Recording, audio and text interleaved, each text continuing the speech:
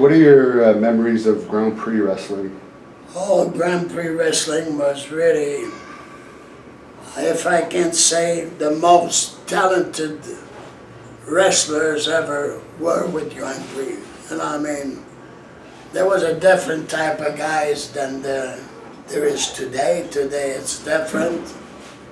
But Grand Prix wrestling is still, you know, a word that, company that is known as, you know, so I remember stomping Paul Peller, Leo Bird, naturally myself, Frenchy Martin.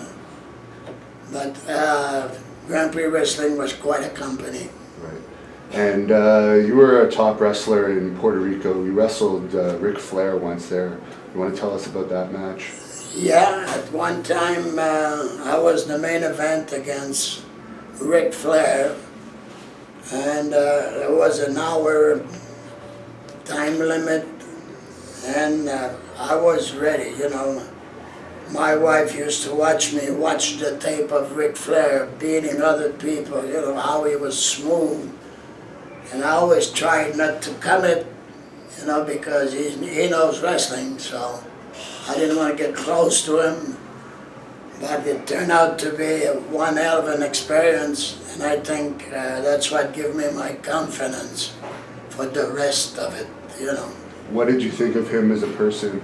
I'm sorry? What did you think of Ric Flair as a person? I didn't talk to him, so.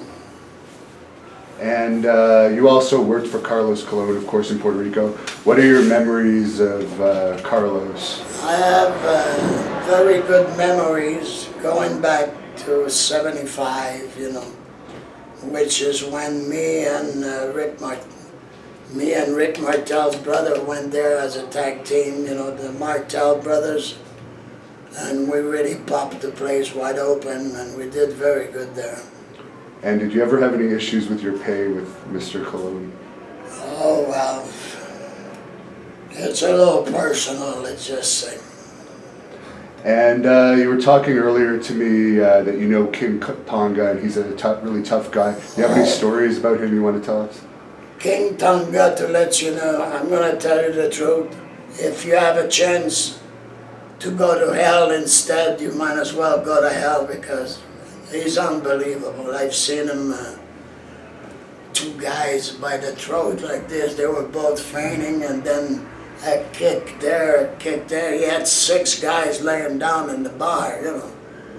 And the bouncer came in, but I knew the owner, and I said, get the bouncer out of there, he's dead. And they got him out, and then I managed to get him out of the bar, but he had been insulted by one idiot that was drunk, and there were 6 of them on the floor within 30 seconds. So take my word, go to hell, you know, instead of going to him. And I'm sure between the Quebec territory and WWF, you had contact with Andre the Giant. Do you have any stories about him? I was very, very good friends with Andre the Giant. As a matter of fact, on my Facebook, which is facebook.com/Frenchy Martin, I have the Giant's family in there, the father, the mother. It was smaller people, you know. And they were very nice, good family, and I was very good friends with the Giant. As a matter of fact, when he came to Puerto Rico, they had hired a limousine to take him around, and he said to Carlos, no, I'm going to go with Frenchy, you know. It was funny because he had his knee all the way into the, what do you call, the front of the car there.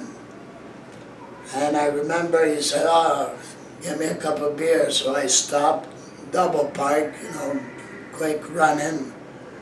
And when I came out, the police had just come out of his car, and he was looking inside. And I remember him looking like,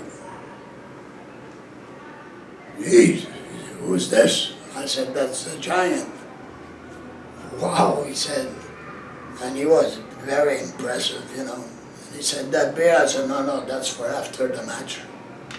What was the most you ever saw him drink in a single sitting? Oh, I can tell you, going to the town, he drank 12 beer easy. You know, then after, when he used to play card, he loved to play crib. And he drank a couple bottles of wine at the same time. But he was really a force to be reckoned with, you know what I mean? The size and those hands were unbelievable. My daughter, when she was young, maybe a couple months, he put her sitting down in his hand, you know, I still got the picture. But it's been really something. And you managed Dino Bravo in WWF. Did you know him before WWF? I knew him when I started wrestling in Montreal because Dino, I don't know, I can't swear to it, but I think he had bought some shares, you know, because he was starting himself and he wanted and I wanted, so that's how we met. And I speak French, I speak English, I speak Spanish, so he asked me if I wanted to go with the WWF with him. And I did, and it was from '87 to 1990. And it was quite an experience, you know.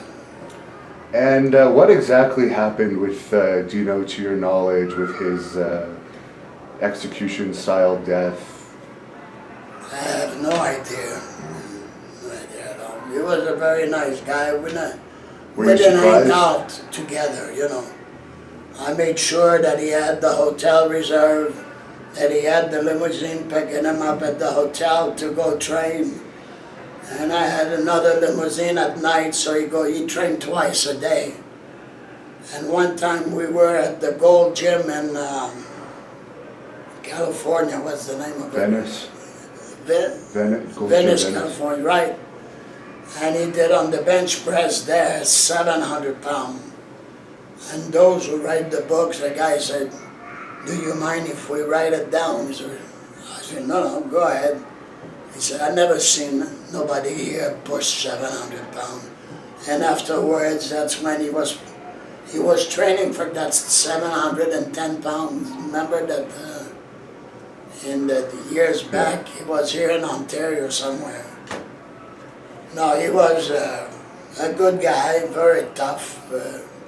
So you were probably pretty surprised when you heard about his death. Yes, I was very surprised, you know. Because I knew him, I thought we were friends, you know. But when I heard that, it really hurt me, you know. Because he was not a bad guy to me, you know. Were you friends with the Rougeau family? No, I must admit, not with all of them, you know. My favorite being Armand. And what's your opinion of Jacques? Well, that's a different person, you know. All right, and so who else, did you manage anybody else when you were in WWF other than Dino? I was going to manage the Headhunter, which was, give me a chance here a second, I'm getting home. Joe LeDuc, I was supposed to manage him, and then thing did happen, and he got fired from the WF anyway, but I was supposed to manage him also. And then afterwards, Dino was the biggest that I really managed. Were you back there when Jacques Rougeau had that incident with Dynamite Kid? I was at the TV studios, but I didn't see anything happen, so. What did you think of the dressing rooms in those days? Today it's more of a friendly atmosphere, but... In those days, well, I guess I shouldn't say it, but there was a lot of guys using the stuff, you know. So it was a little bit disgusting to see after the matches are over. The dressing room was full of towels, but a lot of needles everywhere. Naturally, I'm talking about '87, you know. So, yeah, I was a bit deceived, but these guys, they were And a lot of them were angry, you know, because they were ready to go on anything, you know what I mean? So I was very careful. Did you ever have much interaction with Hulk Hogan in the 80s? No, I went to one of his birthdays, and he lived in Florida, and so did I. And me and my wife went, and then I remember it was at his house, and then from his house we drank. There were waiters around the pool all the time, you know, with beers, and you know, the boys. Hey for the boys. And a small boat came to pick us up at his house. He took us away far from the border and the sun, anyway. Right. And we got onto another big boat, but one of those boats that do the, you know, they take you there and you can eat on that boat, and it was fantastic party. I remember at the end, most of the wrestlers had 4 or 5 beers in their belt, you know, because we drank beer then. So Hulk Hogan was always nice to you, your experience? He was very nice to me. He never did anything bad to me, you know what I mean? He was polite with me. Did you manage Dino against Hogan ever? Yeah, but Dino wanted sincerely to beat Hulk Hogan in Montreal, you know, and it did not happen, and I think he was not happy about that. Now, in the early days of WWE coming to Montreal, they came every month, didn't they? Yes.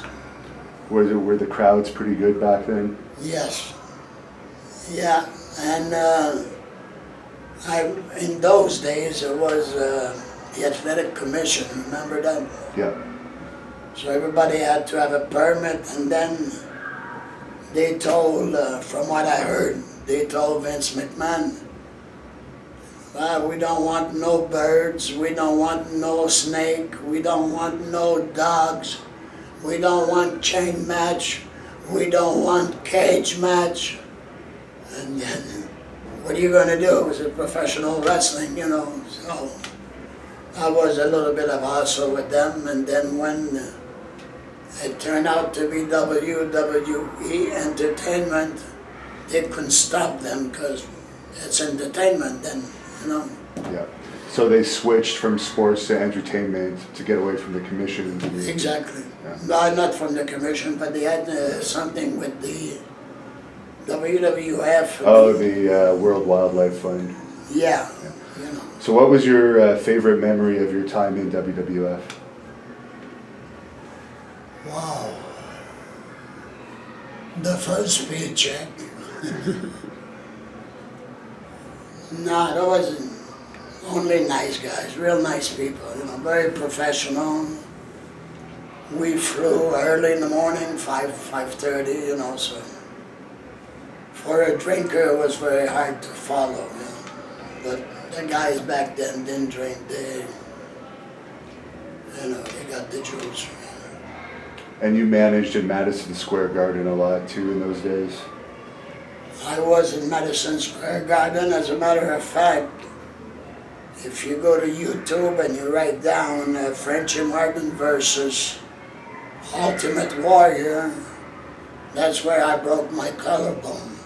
Oh, do you want to tell us about the Ultimate Warrior and that match specifically? Yeah, well, he was very aggressive, you know, because he felt like nothing hurt him, you know, and he picked me up for a slam, and he just dropped me right on my head, you know, and yet I finished the match, you know. Why do you think he died so young? I have no idea. Could it be, you know, I have no idea. Did you only wrestle him the one time? The one time only. So I guess they used you sometimes as a wrestler when they were short? Or... Yeah, they did. I have a match also on YouTube with Coco Beware. There's a few matches, if you look at it, you know. Do you What did you prefer better, being a wrestler or a manager? I prefer to be a wrestler.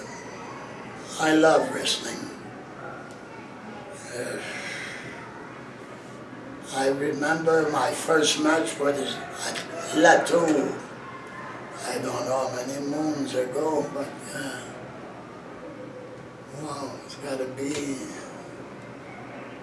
50 years ago. You know, I mean, Latour, that was a real little place with the seats like that, so everybody could see. There was all kinds of riot there, you know. And that was great, beautiful. Did you have much interaction with Mad Dog Vachon over the years? No, me and my dog, we had nothing but nothing going for us or nothing against, you know. I didn't get along with him. Did you ever see him in a bar fight? Because I've heard many stories that he was pretty good. Yeah, I've heard the same stories, you know. He was very hot tea and two guys bothered him and took the tea and threw it in that guy's face. Hot tea, you know, imagine, and he beat the other one to... Is it true that he used to pop people's eyes out? No. Is it true that he used to stick his finger in people's eyes and pop them out? I've never seen him, but I've heard it, yeah. No, he was a mean son of a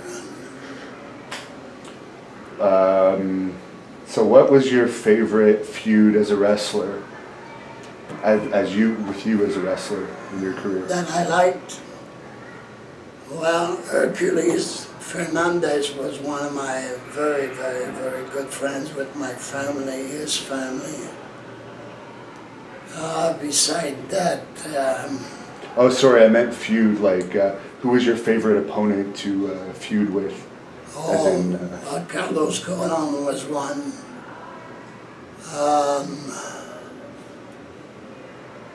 Bruno Sammartino, I wrestled him at Roberto Clemente Coliseum the first time it opened, it was first show. What was he like to be in the ring with? Strong, very good. How was he compared to, a lot of people like to criticize him as a wrestler compared to like the NWA champions, but did you find him to be a good wrestler compared to like a Ric Flair? Was he? Well, I prefer Ric Flair because Bruno is more of a tough guy, you know. Are you surprised he made up with WWE after all those years of bitterness? No, because he was so friends with his father, you know, with Vince's father. That was his man, Bruno. What did you think of Vince McMahon from your times meeting him? Well, he's all right, you know. I mean, whatever papers I signed with them, I got, you know. Well, yet it's been 25 years, and sometimes I still get a little check from videos and things, you know, 25 years later, so definitely an honest guy, you know. And you were mentioning to me off camera before that Quebec wrestling is down right now. Do you ever think wrestling in Quebec will be as popular again as it once was in its heyday? If somebody with a little bit of money gets involved, yes. But just to shoot it, just anywhere, it's not doing the job, you know. Yeah. It needs somebody with the real money that can hire the right guys and have them fight, you know, and pick the best. But there's hope. But with money, like today, money is important. What's your view overall of the wrestling business today compared to, you were in it at one of its peaks in the late 80s? I feel that today it's not as good as it was then, you know, for me. Because there was a lot of wrestling, you know. If a guy got a hold of your arm, you have a hard time getting out of it. If the guy grabbed you in a headlock, you have a hard time getting out of it because the guys were strong and they meant, and they always went back to the same hole, you know, until you give up or found a way to get away with it, you know. So I think those days for me were better. But if you look at them today, and you take time to look at the older tapes, then you see it's not the same, not the same speed. You know, somebody grab a hold hand, that meant something. Today, well, you know, they're a little bit strong, and there are a lot of pushing and high spot, they call it, I think. And but I preferred the other one, yes. Were you friends with Pat Patterson? We got along, yeah. How did you end up with your own interview segment on WWE TV? That was Gorilla Monsoon's idea, I heard later on. And I guess Pat probably thought that I would fail because he was the French, he was doing a little brunch thing with the people, and it wasn't getting over, I think. When I got in, anyway, whatever the guys used to tell me in English, I would translate in French.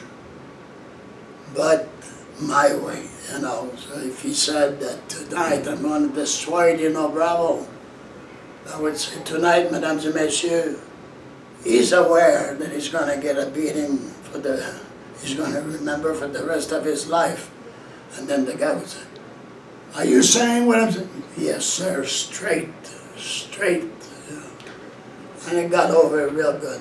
It was Frenchy studio. And so that was filmed like in Montreal? It was filmed anywhere we Okay. went. You Okay. know, wherever we did TV. That included, because after WrestleMania, they used to go to Europe back then. So we went to France, we went to Italy. You know, France, they signed a contract with a TV studio anyway. The Giant was there. Were you considered a babyface in France, or were you still a heel there? No, I was still a heel. Okay. How did you come up with your gimmick?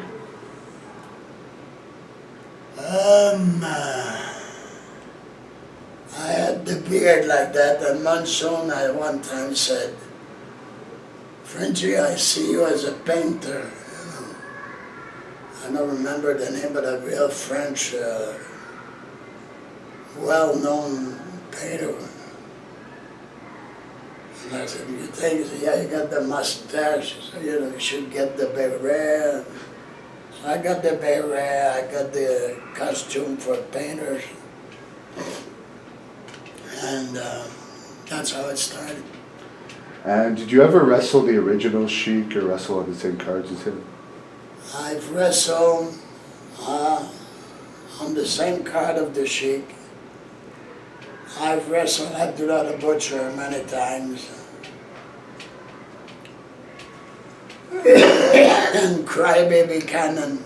Was that name Cannon? Yeah, I've heard of him. What did you think of the original Sheik? Who? What did you think of the original Sheik? Good juicer, you know. But I didn't see him. I didn't see nothing special about him. Because he was just a good draw because of that, you think? He drew because of the blood, I think. Same with Abdullah. Yeah, I was in Detroit then. So you thought those guys didn't have much talent, they were more gimmick wrestlers with the blood? Yeah, but Abdullah, if you put him on a card, then people see him, you know, he's a scary son of a gun. So Yeah. he drew money. Yeah. He was a big star in Japan. Oh yes. Did you ever go to Japan? Yeah, 5-6 times. For which company? I went for Inoki once. And the other one was international, I think. The guy that got his leg cut off. Can't think of it offhand. But You know I'll what look I'm it up. talking Yeah. about? Oh, Tokyo Joe. Yeah. Yeah. And I went for them 3, 4 times. At one time they switched the belts, me and my partner. We took the belts from them, and then we went back 2, 3 months later for TV shows, 2 days, good money, and we dropped the belt back, you know. So, And for my last question, I'll just ask you how you want to be remembered as a wrestler and a manager. How do you hope fans will remember you when they look back on your career? all the fans, I know they will remember me as a guy who was trying. I had the guts to do things no other one done. I was not scared. Because there was fan attacks still in those days.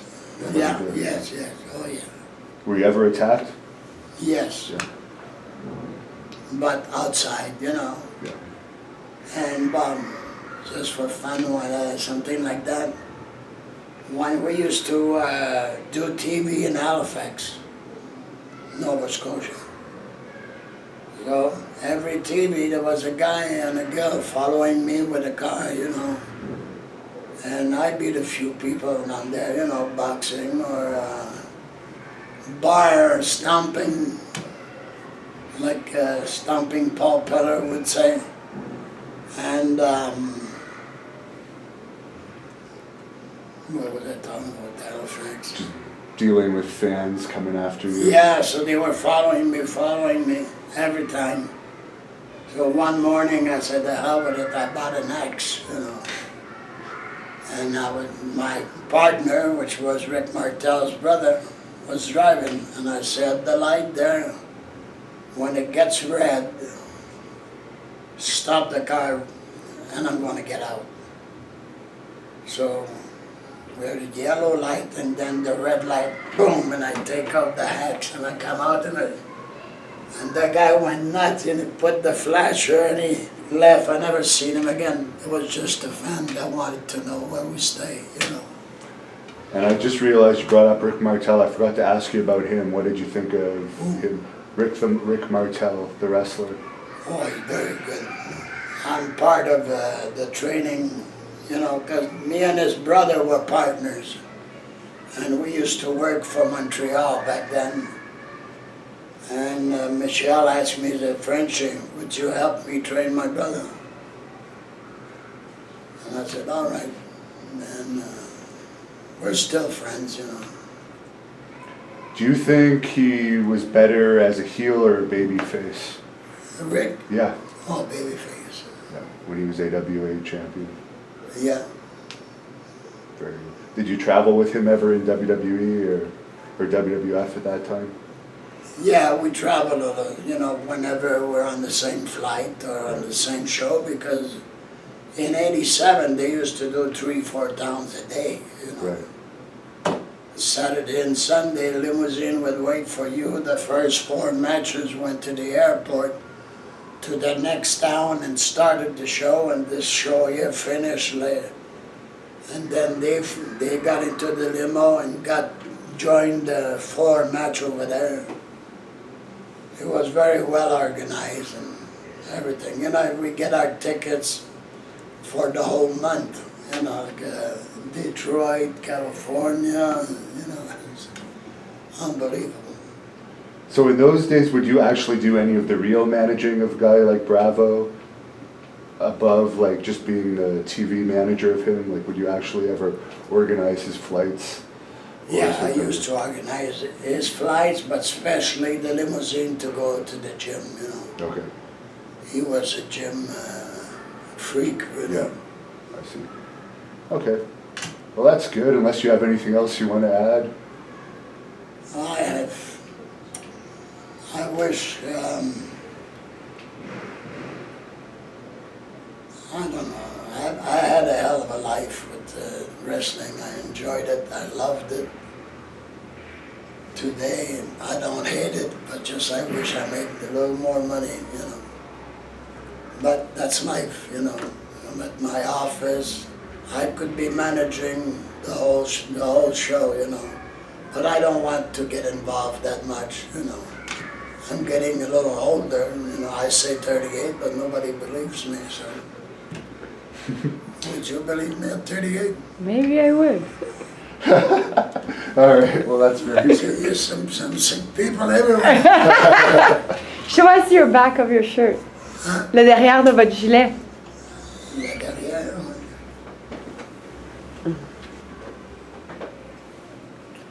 Comme si vous faites de la peinture. Super. Merci. She actually is an artist, so I'm sure she appreciates Fais-tu juste un avec Devon? Tu veux se mettre à côté? Ben, tu vas le couper. freeze it. Ouais. Super.